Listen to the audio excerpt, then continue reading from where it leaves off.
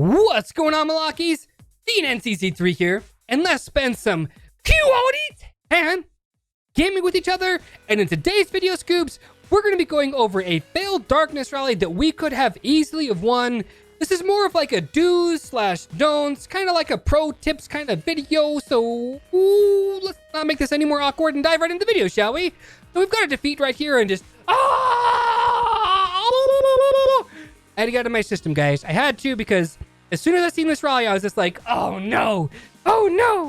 Okay, because not only did we send the wrong type of troop in, we sent it in the wrong formation. And I don't know what this is right here. It's trolling me right now. So I don't know what to tell you, Scoops. I really don't. But, you know, what? Nani? 5.7 million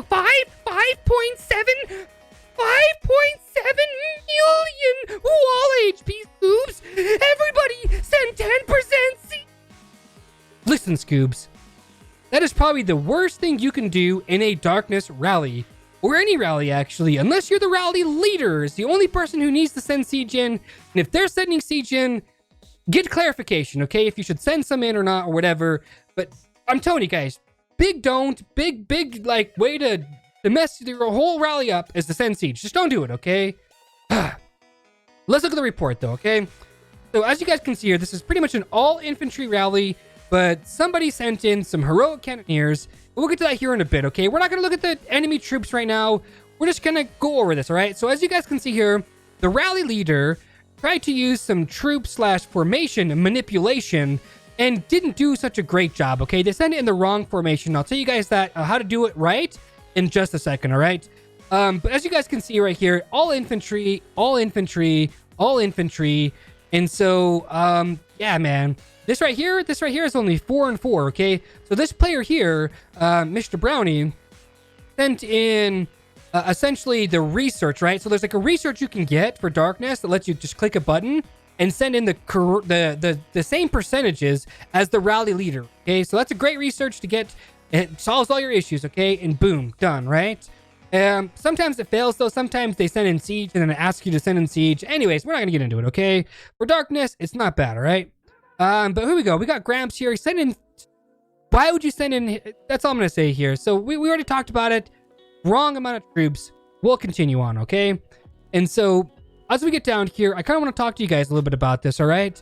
So as you can see here, this is the Cannoneer, Ancient Drake Rider, or basically a ranged Cav Darknest. Okay, so I've got some stuff essentially typed up to the right of the screen. I'm going to pop up right now, actually. And so if you would like to pause, take a screenshot, all that good stuff, or write it down or whatever, it's right there at your guys' convenience, okay? But it's, you always want to push and counter. What that actually means is when you push against a unit, it means that you're sending the same troop as your opponent's got on their front line. So, for instance, this is a ranged Cav formation, so I would not send anything other than range, because cavalry counters infantry and range counters cavalry, okay? So it only leaves you with range left, basically, okay? So basically what I'm trying to say here is you always want to send an all-range formation when dealing with ranged cavalry, okay? If you send in any infantry or any cavalry, you have a much higher percent chance of failing a Darknest like that. I've got the counter list printed up or typed up right in the middle of the video. It says infantry range, you send infantry. Infantry cavalry, you send all cavalry, okay? Range cavalry, you send all range. Now with the infantry and range and the infantry cavalry formations, you can use formation manipulation and troop manipulation techniques or tactics, whatever you want to call it, with those Darknest. But range is a huge no. Okay? It is a huge no. Don't do it, okay? The reason why you send in all those range is to pull out all of those cavalry units. So if this Darknest rally was inside of a range formation, which it's not, but if it was, it would force it into a cavalry phalanx. It truly would, okay? I'm not trying to mislead you guys. It would truly force it into a cavalry phalanx, all right? So that's what I've got there at the very bottom. Only send 100% range when using a ranged setup. If you don't, the units will not come out, okay? So again, range cavalry, 100% range, because you're trying to make sure the enemy cavalry come out so that when that wall goes down, your range will fire on the closest unit to them, which will be the enemy cavalry, okay? Like I said, it forces them into a cavalry formation, okay? A cavalry phalanx. That's all I'm going to say about that, Scoop. So I'm going to take these guys off right here so that we can watch this battle go down, so I can kind of show you guys what I'm talking about, because it doesn't show me what formation we use, but I can show you guys inside the battle, okay? So here we go. Look very carefully right here. 1, 2, 3, 4 ranged squads, right? There's 4 of them. So we sent this in a ranged phalanx. Now, if you're sending in an all infantry, you want to send this in a ranged wedge. Not a ranged phalanx, but a ranged wedge. The reason being is because it puts the range in the front. The enemy tower will fire and hit all of your range units, and then the next unit up is your cavalry units, okay?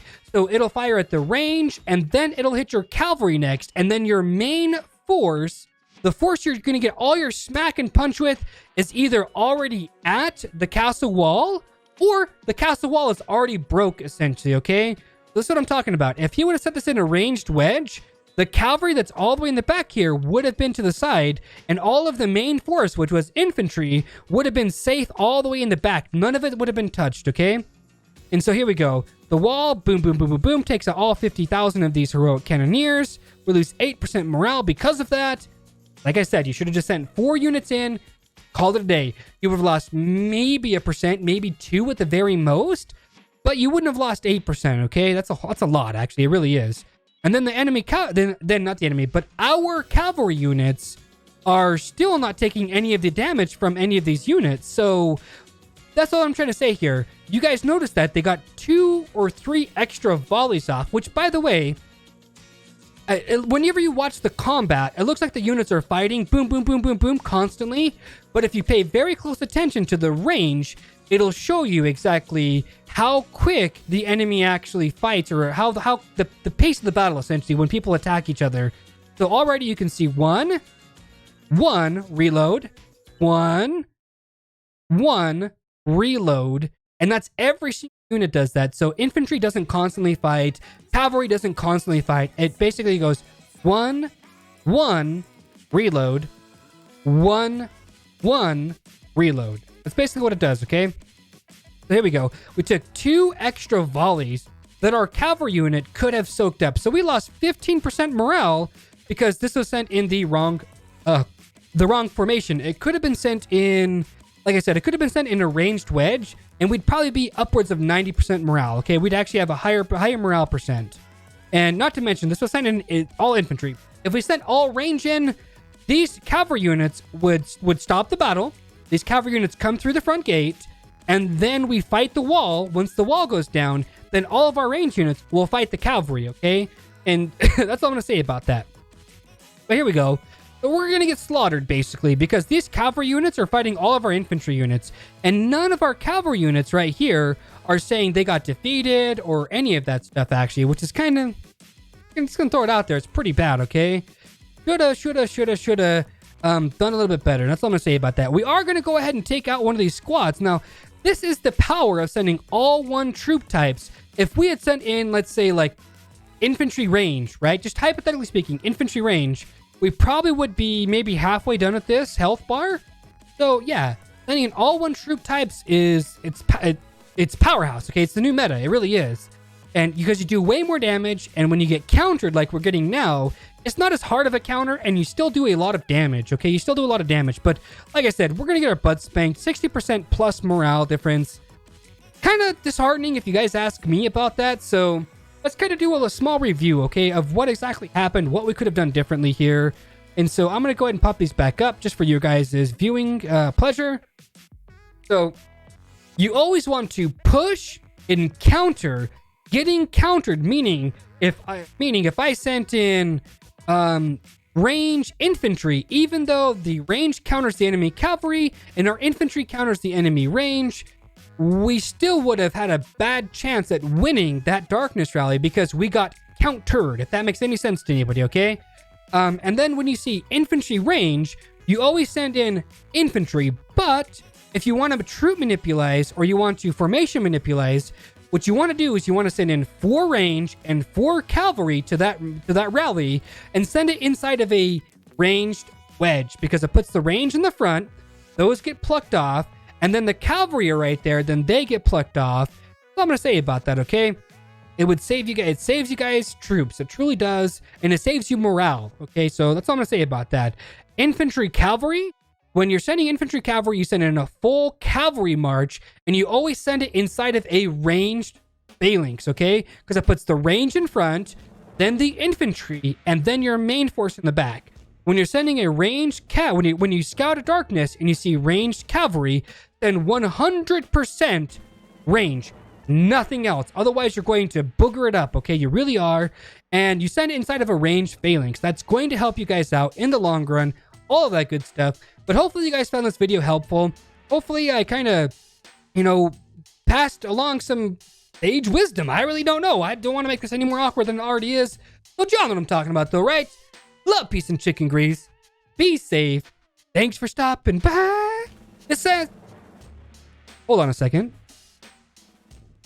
Yeah? Uh-huh. Somebody's going to say something about him sending a Rose Knight and a Bomb and Goblin. Listen, guys, okay? Rose Knight and Bomb and Goblin are army attack heroes. They are army attack heroes. So, they give 20% army attack to everybody, okay? Doesn't matter if you have any range or any cavalry units inside that rally, they will get the 20% attack regardless, okay? So, yeah. But anyways, guys, y'all know what I'm talking about though, right? Love, peace, and chicken grease. Be safe. Thanks for stopping by. Spend some of yo. You own it, man. And, yeah. Stay classy.